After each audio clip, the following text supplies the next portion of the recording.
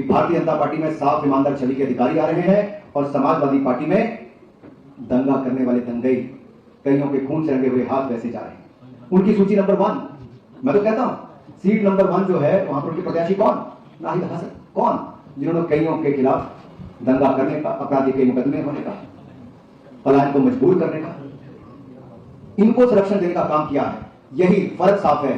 Bharatiya Janata party में ईमानदार छवि के अधिकारी तो वहां पर दंगई आते हैं, यहां बेदाग आते हैं, वहां दंगे करने वाले आते हैं। और गिरफ्तार होने के बाद नाहिद हसन ने क्या कहा, यह भी सुनिए। विधायक जी क्या कहेंगे, आपकी गिरफ्तारी कर ली गई है? विधायक जी क्या कहेंगे, गिरफ्तारी कर ली गई है? दोबारा गिरफ्तार किया है। विधायक जी क्या कहेंगे, आपकी गिरफ्तारी कर ली गई है? विधायक जी क्या कहेंगे, गिरफ्तारी कर ली गई है? दोबारा गिरफ्तार किया है। विधायक जी क्या कहेंगे, आपकी गिरफ्तारी कर ली गई है? विधायक जी क्या कहेंगे, गिरफ्तारी कर ली गई है? दोबारा गिरफ्तार किया है। तो सुना आपने, कहा बाबा डरता है हमसे। बहरहाल स्वामी प्रसाद मौर्य और धर्म सिंह सैनी के बाद आज योगी सरकार से इस्तीफा देने वाले तीसरे मंत्री दारा सिंह चौहान समाजवादी पार्टी में शामिल होंगे। खुद अखिलेश यादव दारा सिंह को समाजवादी पार्टी की सदस्यता दिलाएंगे। दोपहर 12:30 बजे अखिलेश यादव की प्रेस कॉन्फ्रेंस होनी है। दारा सिंह चौहान योगी सरकार में पर्यावरण मंत्री थे और उन्होंने 12 जनवरी को इस्तीफा दे दिया था। इतने लोगों ने बीजेपी को अब तक बाय बाय किया है। आइए एक एक करके उन तमाम लोगों के नाम आपके सामने रखने हैं। स्वामी प्रसाद मौर्य, दारा सिंह चौहान, डॉक्टर धर्म सिंह सैनी, ये 3 तो जो मंत्री रहे हैं। भगवती सागर, रोशनलाल वर्मा, इनके अलावा ब्रिजेश प्रजापति, मुकेश वर्मा, विनय शाक्य, अवतार सिंह भड़ाना और बाला प्रसाद अवस्थी, ये 10 नाम हमने अभी आपके सामने रखे जिन्होंने बीजेपी को गुड बाय कर दिया, समाजवादी पार्टी का दामन थाम लिया। तो आपको बता दें कि ये वो नाम है, इनमें से एक दारा सिंह चौहान हैं जिन्होंने अभी तक समाजवादी पार्टी की सदस्यता नहीं ली थी। ये कह रहे थे इंतजार करेंगे, जो उनके साथी कहेंगे उसी तरफ वो आगे बढ़ेंगे, लेकिन ये पहले से ही तय था कि जब ये सारे इस्तीफे एक साथ हुए हैं, सदस्यता से गुड बाय कर दिया है, तो जाना समाजवादी पार्टी में ही तय है। और इस वक्त हमारे साथ संवाददाता मनीष भी जुड़े हुए हैं, मनीष भट्टाचार्य। मनीष, देखिए खबर तो दारा सिंह के आज सदस्यता दिलवाने की है, लेकिन क्या आज भी उतनी ही भीड़ दिखाई देने वाली है जिसे लेकर 24 घंटे में जवाब मांगा गया है चुनाव आयोग से?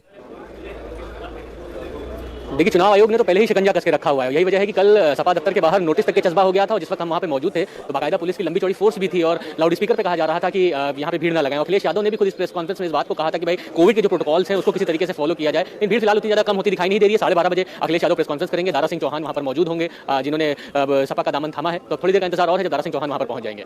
लेकिन दारा सिंह चौहान तो लगातार ये कह रहे थे कि अभी हमने तय नहीं किया है, लेकिन ये एक्सपेक्टेड था कि वो कहां जाने वाले हैं। क्या अभी और भी कुछ ऐसे नाम बाकी रह जाते हैं जिसे अखिलेश यादव पार्टी की सदस्यता दिलवाने वाले हैं?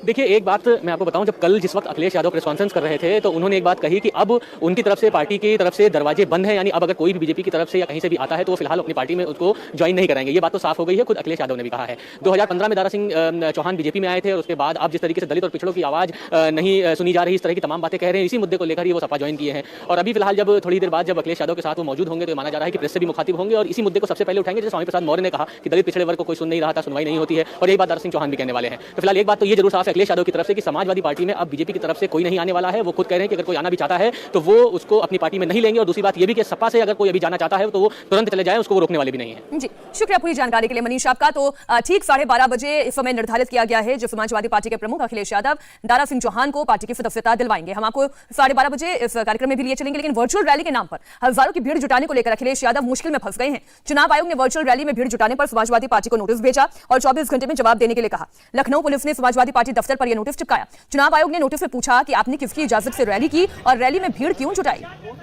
जिस नोटिस का हम जिक्र कर रहे हैं उस नोटिस को चस्पा करते हुए आप पुलिस के जवानों को देख रहे हैं। अब देखिए, कहने को ये वर्चुअल रैली थी, वर्चुअल रैली का मतलब ये चुनिंदा पार्टी के चेहरे हों और उसके बाद वर्चुअली सभी लोगों से मुखातिब हों, लेकिन हजारों की भीड़ जुटी थी। आपको बताते हैं रैली पर कैसे अखिलेश यादव फंस गए हैं। चुनाव आयोग ने क्या सवाल पूछा है, देखिए चुनाव आयोग ने पहला सवाल तो यही पूछा कि किसकी इजाजत से ये रैली की गई, वर्चुअल रैली में कैसे भीड़ इतनी बड़ी संख्या में पहुंच गई, मंच से लोगों को संबोधित क्यों किया गया, रैली पर रोक के बावजूद आखिर भीड़ क्यों जुटाई गई। सवाल यह भी कि इलेक्शन कमीशन की गाइडलाइंस का उल्लंघन क्यों किया गया। अब इलेक्शन कमीशन ने तो साफ तौर पर कहा था कि 15 तारीख तक किसी भी तरीके की जनसभा नहीं हो सकती, भीड़ नहीं जुटाई जा सकती, मंच से संबोधन नहीं होगा, लेकिन वर्चुअल रैली के नाम पर यह पूरा तमाशा हुआ। और इस पर जब सवाल पूछा गया अखिलेश यादव से तो उन्होंने कहा कि देखिए हमने तो वर्चुअल रैली ही की थी, लेकिन वहां पर एकाएक इतनी भीड़ जुट जाएगी इसका हमें अंदाजा नहीं था, और देखिए हमने तो वर्चुअल रैली की ही तैयारी की थी। और इस वक्त गोवा आपको सीधा लिए चलते हैं, अरविंद केजरीवाल प्रेस कॉन्फ्रेंस कर रहे हैं। बातचीत करके गोवा के लोगों के साथ सेवरल राउंड्स ऑफ डायलॉग्स करके ये पूरा एजेंडा तैयार किया है जो मैं आपके सामने एक एक करके रख रहा हूँ। सबसे पहला पॉइंट है रोजगार। गोवा के यूथ, गोवा का युवा बहुत ज़्यादा परेशान है, बहुत ज़्यादा दुखी है। कल भी शाम को मेरी कई सारे युवाओं से मीटिंग हुई। उनका एक तो दुख है कि रोजगार नहीं मिल रहा, लेकिन जो ज़्यादा बड़ा दुख है वो ये कि उनके साथ अन्याय हो रहा है। सबको मालूम है कि नौकरियां कम हैं, लेकिन वो कम नौकरियां गलत तरीके से रिश्वत लेके या सिफारिश के जरिए गलत लोगों को दी जा रही है। There is no equality of opportunity. सबको बराबरी का हक नहीं मिल रहा। अगर कोई ज़्यादा इंटेलिजेंट है, उसके अच्छे मार्क्स आए हैं, उसको नौकरी नहीं मिलती। तो ये ख़त्म किया जाएगा। तो कल मैंने जब उनको कहा कि हमारी सरकार बनेगी तो हम, उन्होंने कहा सब बहुत ज़्यादा करप्शन है, बहुत ज़्यादा करप्शन है, जब तक आप रिश्वत नहीं देते तब तक नौकरी नहीं मिलती, और या आपको सीएम की कंस्टिट्यूंसी का होना पड़ेगा, उसका वोटर होना पड़ेगा, फलानी की constituency, just a few constituencies which, कुछ कंस्टिट्यूंसीज हैं जहाँ सारी नौकरियाँ जा रही हैं। ऐसा क्यों है? क्योंकि वो चाहते हैं कि हमारे ये वोटर बन जाएं, तो गलत तरीके से। तो हमने कहा हमारी सरकार बनेगी तो हम करप्शन को, इसको दूर करेंगे। और तो फिर एक युवा ने मेरे से पूछा कि ये तो सारी पार्टियां कहती है सर, चुनाव के पहले आप भी कह रहे हैं, दूसरी पार्टियां भी कहते हैं, हम आपके ऊपर कैसे विश्वास करें? बिल्कुल सही पूछा कि हमारे ऊपर क्यों विश्वास करें? इस टाइम तो सारे कहेंगे कि हम अच्छा करेंगे। मैंने उनको कहा कि दिल्ली में हमने करके दिखाया, हमारा डीएनए क्या है ये आपको दिल्ली की गवर्नेंस से पता चलता है। दिल्ली में हमने ईमानदार सरकार चला के दिखाई है, और वो ईमानदारी का सर्टिफिकेट खुद प्रधानमंत्री श्री नरेंद्र मोदी जी ने दिया हमको कि सबसे ईमानदार पार्टी है ये देश की। मोदी जी ने मेरे ऊपर रेड कराई, मोदी जी ने मनीष सिसोदिया पे रेड कराई, सीबीआई की रेड कराई, पुलिस की रेड कराई, हमारे 21 एमएलए को गिरफ्तार किया, सारी रेड कराई उन्होंने। उनको हमारी 400 फाइलें एग्जामिन करने के लिए मोदी जी ने कमीशन बिठाया, एक भी गलती नहीं मिली उनको। तो सबसे ईमानदार पार्टी है आज़ाद भारत की, 1947 के बाद से लेकर आज तक की सबसे ईमानदार पार्टी है। गोवा में सरकार बनेगी, ईमानदारी से सरकार चलाएंगे और बच्चों को रोजगार देंगे, सबको रोजगार देंगे। जिनको रोजगार नहीं मिलेगा उनको 3,000 रुपये महीना बेरोजगारी भत्ता मिलेगा। दूसरा पॉइंट है माइनिंग। माइनिंग में बहुत बड़े बड़े वेस्टेड इंटरेस्ट हैं, बहुत बड़े बड़े। ऐसा नहीं हो सकता कि ये लोग ट्राई करें और माइनिंग शुरू ना हो सके। माइनिंग शुरू हो तो सकती है, उसके अंदर बहुत बड़े बड़े वेस्टेड इंटरेस्ट है। कोई इधर खींच रहा है, कोई उधर खींच रहा है, वो करना नहीं चाहते, वो माइनिंग शुरू करना नहीं चाहते। हमारी नीयत साफ है, साफ नीयत वाली सरकार होगी। सरकार बनने के 6 महीने के अंदर हम लोग माइनिंग शुरू करेंगे। लैंड राइट्स, बहुत परिवार ऐसे हैं जिन्हें उनको ज़मीनों का मालिकाना हक मिलना चाहिए। इसमें भी मैंने इसको पूरे इशू को एग्जामिन किया। It is not a rocket science, it is very easy to do, लेकिन नीयत ख़राब है। यहाँ भी बहुत ऐसे ऐसे बड़े बड़े शार्क्स बैठे हैं जिनके पास बड़े बड़े ज़मीन हैं, वो अपनी ज़मीनें छोड़ना नहीं चाहते। लेकिन आम आदमी पार्टी की सरकार ईमानदार सरकार होगी। जितने लोग हैं जिनको कई कई डिकेड से उनको अपने लैंड राइट्स नहीं मिले, उनको हम 6 महीने के अंदर लैंड राइट्स दिलवाएंगे।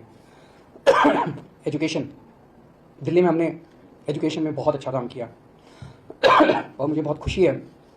गोवा के किसी कोने में आप चले जाइए, गोवा में किसी से बात कर लीजिए, remotest of the places, he will say, उसको ये पता है कि आम आदमी पार्टी की सरकार ने दिल्ली में हेल्थ और एजुकेशन में बहुत अच्छा काम किया। वो कहते हैं सर जो दिल्ली में आपने एजुकेशन में अच्छा काम किया वो इधर भी कीजिएगा। तो स्कूल ठीक करेंगे, सरकारी स्कूल ठीक करेंगे, एजुकेशन का पूरा सिस्टम ठीक करेंगे ताकि लोगों को फ्री में अच्छे से अच्छी एजुकेशन बच्चों को मिल सके, जैसे दिल्ली में करके दिखाया। Health, 5th item is health. आज पूरे गोवा के अंदर सरकारी सेक्टर में एक ही हॉस्पिटल है, जीएमसी, और उसकी भी आप लोग जानते हैं कितनी बुरी हालत है।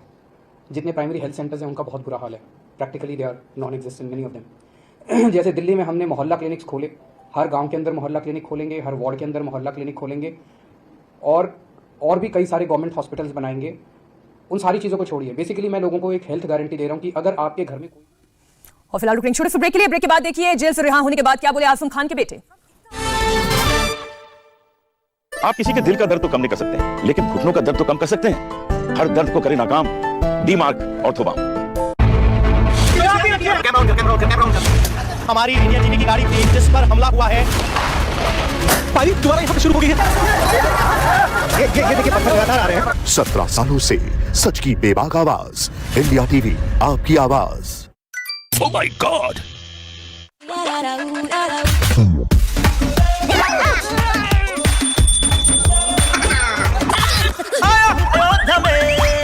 हो जाऊंगा काशी और मथुरा, रोके कोई मुझे दूंगा उसे उसी की सजा। हुआ काला मुकाबला न करना, न मुझसे करना, मुकाबला होने कला रहना, सब बचे रहना। देखे इरादे के जलता है ये मेरा जिया, हारता हूँ मैं इलेक्शन, ऐसा गलत क्या किया।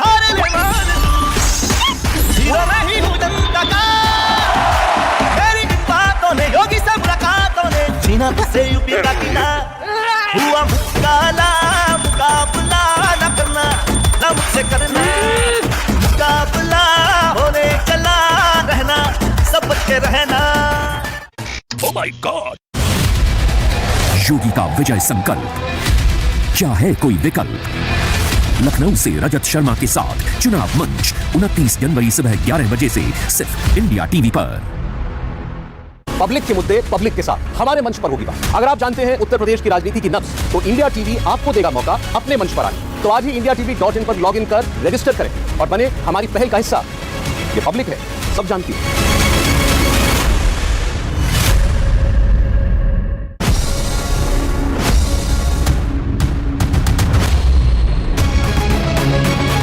तूफानी रफ्तार, तेवर तेज तर्रार, जिद्दी इरादे, पैनी नजर। यूपी की नक्स पेट्रोल में आ रही हूँ सिर्फ इंडिया टीवी पर।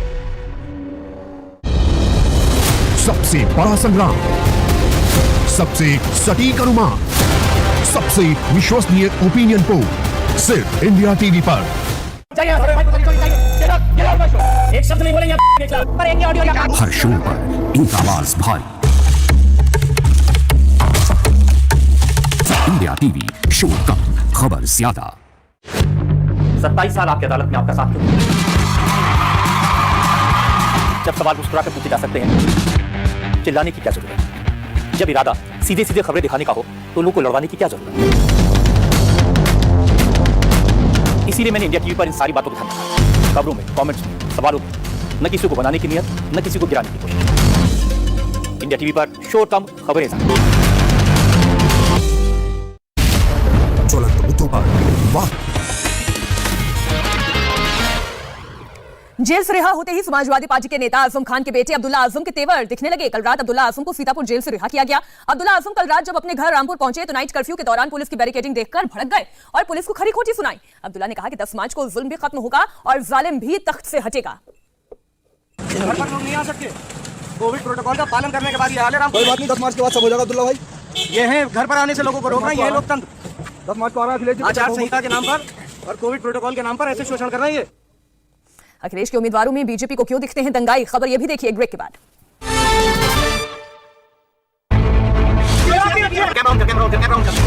हमारी इंडिया टीवी की गाड़ी थी जिस पर हमला हुआ है। भाई दोबारा ये शुरू हो गई है।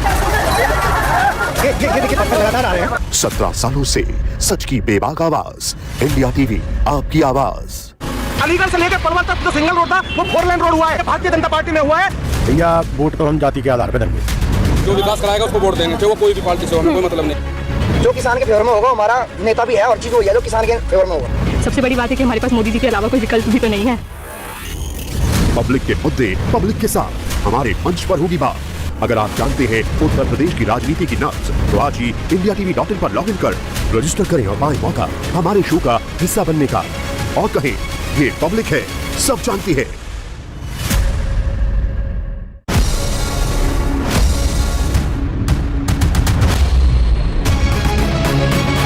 तूफानी रफ्तार, तेवर तेज तर्रार, जिद्दी इरादे, पैनी नजर। यूपी की नक्स पेट्रोल में आ रही हूँ सिर्फ इंडिया टीवी पर। सबसे बड़ा संग्राम, सबसे सटीक अनुमान, सबसे विश्वसनीय ओपिनियन पोल सिर्फ इंडिया टीवी पर। एक शब्द नहीं बोलेंगे। हर शो पर एक आवाज भारी। इंडिया टीवी, शो कम, खबर ज्यादा। 27 साल आपकी अदालत में आपका साथ क्यों? जब सवाल मुस्कुरा कर पूछे जा सकते हैं, चिल्लाने की क्या जरूरत है? जब इरादा सीधे सीधे खबरें दिखाने का हो, तो लोगों को लड़वाने की क्या जरूरत है? इसीलिए मैंने इंडिया टीवी पर इन सारी बातों को ध्यान रखा। खबरों में, कमेंट्स में, सवालों में न किसी को बनाने की नियत, न किसी को गिराने की कोशिश। इंडिया टीवी पर शो कम, खबरें ज्यादा। ज्वलंत मुद्दों पर वाद विवाद और संवाद का मुकाबला आज शाम 5 बजे सिर्फ इंडिया टीवी पर। सर्दियों में टेम्परेचर कम हो जाता है और हार्ट को, ब्लड को पंप करने के लिए ज्यादा। इंडिया टीवी, आपकी आवाज। हेडलाइंस प्रेजेंटेड बाय पतंजलि गाय का देशी घी। पतंजलि गाय का देशी घी खाएं, मिलावट के जहर से अपने मासूम बच्चों व परिवार को बचाएं। बीजेपी में शामिल हुए पूर्व आईपीएस असीम अरुण बोले, पीएम मोदी ने दी विकास को नई राह, पार्टी जैसा कहेगी वैसा करूंगा। बीजेपी छोड़ने वाले योगी के मंत्री दारा सिंह चौहान आज समाजवादी पार्टी में होंगे शामिल। दोपहर 12:30 बजे अखिलेश यादव की प्रेस कॉन्फ्रेंस। अखिलेश की वर्चुअल रैली में जुटी भीड़ पर चुनाव आयोग के तेवर सख्त, समाजवादी पार्टी को नोटिस भेजकर 24 घंटे के अंदर मांगा जवाब। उत्तराखंड बीजेपी कोर ग्रुप की आज दिल्ली में बैठक, उम्मीदवारों के नाम पर होगा मंथन, पीएम मोदी और धामी के नेतृत्व में चुनाव पर बनी सहमति।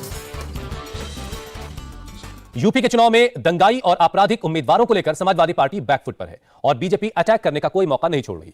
कैराना से समाजवादी पार्टी के उम्मीदवार नाहिद हसन की गिरफ्तारी को लेकर केंद्रीय मंत्री अनुराग ठाकुर ने बड़ी बात कही। अनुराग ठाकुर ने कहा कि समाजवादी पार्टी के उम्मीदवार या तो जेल में हैं या बेल पे हैं। अनुराग ठाकुर ने कहा कि अखिलेश का एक विधायक जेल में है और दूसरा बेल पर है। समाजवादी पार्टी में दंगाई आते हैं।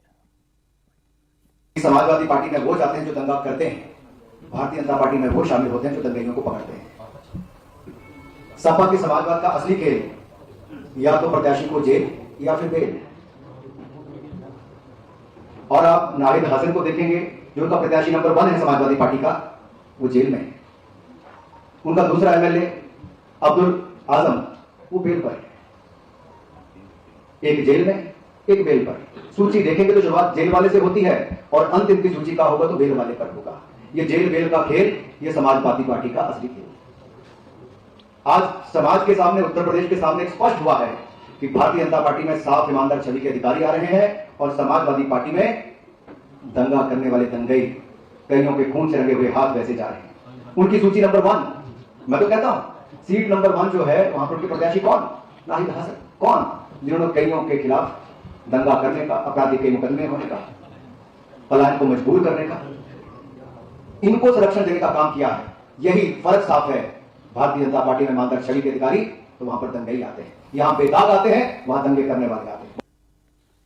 कैराना से अखिलेश यादव के कैंडिडेट नाहिद हसन को कल पुलिस ने गैंगस्टर एक्ट के मामले में गिरफ्तार किया है। गिरफ्तारी के बाद नाहिद को कोतवाली पुलिस ने फास्ट ट्रैक कोर्ट के सामने पेश किया, जहां जज ने 14 दिन की न्यायिक हिरासत में उन्हें भेज दिया है। आपको बता दें कि नाहिद हसन को समाजवादी पार्टी ने कैराना से अपना उम्मीदवार बनाया है। वो अभी भी कैराना से समाजवादी पार्टी के विधायक हैं। पुलिस को पिछले 11 महीनों से नाहिद की तलाश थी। दरअसल पिछले साल फरवरी में नाहिद हसन, उनकी मां, पूर्व सांसद तबस्सुम समेत 40 लोगों के खिलाफ गैंगस्टर एक्ट लगा था। इसी मामले में नाहिद को जेल भेजा गया है। विधायक जी क्या कहेंगे? आपकी गिरफ्तारी कर ली गई है। विधायक जी क्या कहेंगे? गिरफ्तारी कर ली गई है, दोबारा गिरफ्तार किया है। विधायक जी क्या कहेंगे? आपकी गिरफ्तारी कर ली गई है। विधायक जी क्या कहेंगे? गिरफ्तारी कर ली गई है, दोबारा गिरफ्तार किया है। नाहिद हसन की गिरफ्तारी के बाद सियासी सरगर्मियां तेज हो गई हैं। विपक्ष आरोप लगा रहा है लेकिन यह कार्रवाई बदले की कार्रवाई वाली नहीं है, क्योंकि चुनाव आचार संहिता लागू हो चुकी है। नाहिद हसन वही हैं जिन्हें कैराना में हिंदुओं के पलायन का मास्टरमाइंड कहा जाता है। ये वही नाहिद हसन है जिनके डर से हिंदुओं ने अपने घरों की दीवारों पर मकान बिकाऊ है कि पोस्ट लिख करके पोस्ट लिख दिए थे। नाहिद हसन क्या है, उन्हें समझने के लिए इस वायरल वीडियो को सुनिए। मेरी आप सभी से अपील है, सभी कैराना के लोगों से और आज के जितने भी गांव के हैं जो यहाँ कैराना में सामान लेते हैं, ये मेरी हाथ जोड़ के आपसे अपील है। इन भाजपा के जितने भी लोग जो यहाँ बाजार में हैं, इनसे सामान लेना बंद कर दो। 10 दिन 1 महीना चाहे झिंझाने से जाकर ले लो, चाहे पानीपत से जाकर ले लो, लेकिन अपने इन भाइयों के लिए जो उजाड़ दिए, इनके लिए जो है और हमारे लिए, सबके लिए, हम सबकी बेहतराई इसी में ही है। थोड़े दिन का कष्ट उठा लो, इधर उधर ले लो। ये जो बाजार में ये जो लोग भाजपा के बैठे हैं, इनकी तबीयत में सुधार आ जाएगा। इन्हें पता चल जाएगा जो है हमारे पैसों से हम जब चीज लेते हैं तब इनका घर चलता है। यूपी में विधानसभा चुनाव से पहले नेताओं की गाड़ियों से कैश मिलना भी शुरू हो गया है। कानपुर पुलिस ने बीएसपी लीडर शमसुद्दीन रायनी की गाड़ी से 50 लाख रुपए कैश बरामद किया है। बीएसपी लीडर शमसुद्दीन की गाड़ी से चकेरी थाने में रामादेवी मंदिर के पास चेकिंग के दौरान यह कैश मिला, जिसके बाद पुलिस ने इसकी खबर इनकम टैक्स डिपार्टमेंट को दी। फिलहाल पुलिस और इनकम टैक्स डिपार्टमेंट की टीम बीएसपी नेता से कैश के सोर्सेस को लेकर सवाल जवाब कर रही है। अभी तक बीएसपी नेता पैसे के सोर्स को लेकर सही जानकारी नहीं दे पाए। हमारी फ्लाइंग स्क्वाड टीम जो एफएसटी टीम है चकेरी थाने में, उसने रामादेवी के पास में एक कार, स्कॉर्पियो कार आ रही थी। जब उसको रुकवाया और चेकिंग के लिए उसको चेक किया गया तो उसमें एक व्यक्ति जो गाड़ी चला रहा था, उसका नाम अमीन राइन सन ऑफ शमीम राइन, जो रहने वाला थाना बदरिया उरई जनपद का है। और जब थाने का फोर्स भी वहाँ पहुंचा तो उसके पास से कुछ कैश की बरामदगी हुई। जब उसको थाने पे लेके जाया गया और काफी पूछताछ की गई तो पता चला है कि वो अभी तक जो उसने